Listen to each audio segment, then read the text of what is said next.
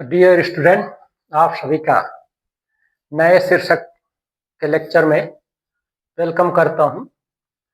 नया शीर्षक है शून्य कोटि अपक्रिया, जीरो ऑर्डर अपक्रिया के लिए अर्ध आयु काल की गणना करना, determination of T half for the zero order reaction. तो हाफ लाइफ पीरियड की गणना करना है शून्य कोटि की अपक्रिया के लिए। तो इसको देखते हैं, इसका डिटर्मिनेशन करते हैं। तो शून्य कोटि की जो अपक्रिया, शून्य कोटि अभिक्रिया के लिए जो व्यंजक हम अब प्राप्त किए थे, के लिए व्यंजक क्या होता है कि K equal to active mass of A0 minus का एक्टिव मास ऑफ A, जहां पर एक्टिव मास ऑफ A0 क्या है, रिएक्टेंट की initial active mass of A0 को इनिशियल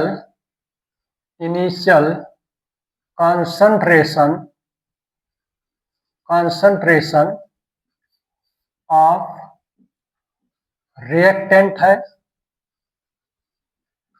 और active mass A is equal to final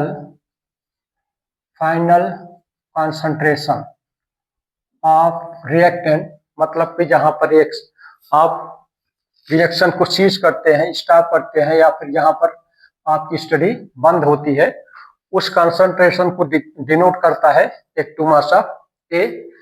और इस तरह से जीरो ऑर्डर रिएक्शन के लिए जो आप व्यंजक प्राप्त किए थे वो था K equal to active mass of A0 minus का A अपान का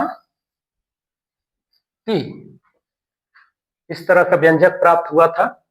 या फिर आप इसी को इस तरह से लिख सकते हैं, T equal to active mass of A0 minus का active mass of final concentration of reactant upon का K। T को इधर ले गए, K को इधर किए, जो डिनोमिनेटर में था वो न्यूमरेटर में हो गया, न्यूमरेटर डिनोमिनेटर में हो गया। तो कोई प्रॉब्लम नहीं है समझने में। अब यहां पर फॉर हाफ लाइफ पीरियड,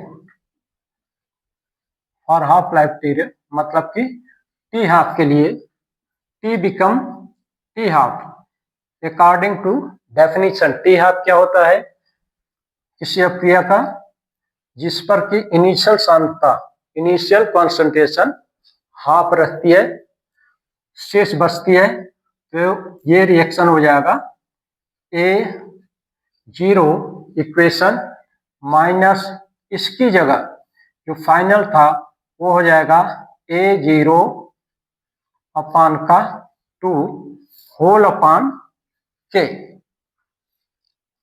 ये जो फाइनल कंसंट्रेशन था वो किस में बदल जाएगा, टी हाफ पर, इस इनिशियल कंसंट्रेशन का हाफ। तो इस तरह से ये हो जाएगा।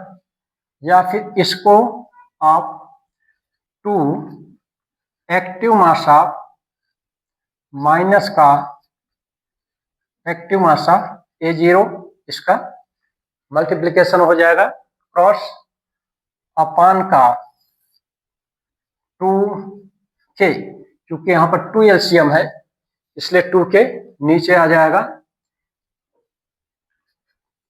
इज इक्वल टू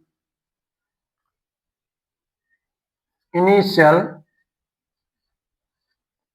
अपान का 2K, 2 active mass of A minus का एक्टिव मास ऑफ A0, यहाँ पर 2 है, यहाँ पर 1 है, माइनस करेंगे तो बचेगा एक्टिव मास ऑफ A0 अपान का 2K। ये हो जाएगा वैल्यू ऑफ हाफ 1/2। ये जीरो ऑर्डर के लिए हाफ लाइफ पीरियड का इक्वेशन होता है डियर। यहाँ पर एक बात नोट करने की है, नोट पॉइंट वहां पर आपको नोट क्या करना है। इस इक्वेशन को देखने पर यह पता चलता है कि शून्य कोटि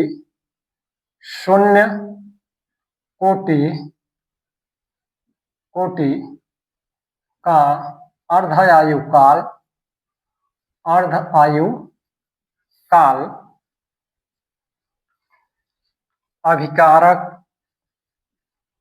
अभिकारक जिससे आप बोलते हैं रिएक्टेंट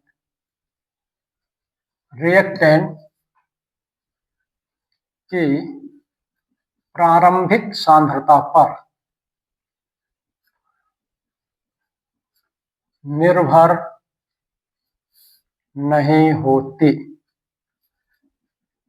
ठीक, क्योंकि इस इक्वेशन को देखकर, इस रिलेशन को देखकर स्पष्ट है ये क्या मतलब के क्या है, rate of constant of the reaction है, टी क्या है, हाफ लाइफ पीरियड है, ये क्या है, तो सॉरी यहाँ पर सॉरी अभिकारक के सांद्रता प्रारंभिक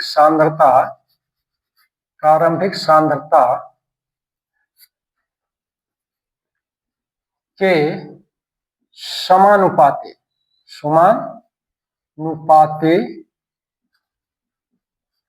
होता है। कहने का मतलब T half directly proportional to active mass of initial concentration. इस तरह से आप इसको नोट में रखना कि शून्य कोटि की अपक्रिया का अर्धायु काल अभिकारक के प्रारंभिक सांद्रता के समानुपाती होता है। डियर स्टूडेंट, थोड़ा सा यहाँ पर मिस्टेक हो गया था, उसके लिए मैं क्षमा चाहता हूँ। धन्यवाद। नेक्स्ट वीडियो में एक नए टाइटल के साथ आपके साथ पुनः इंटरेक्ट करूंगा। धन्यवाद।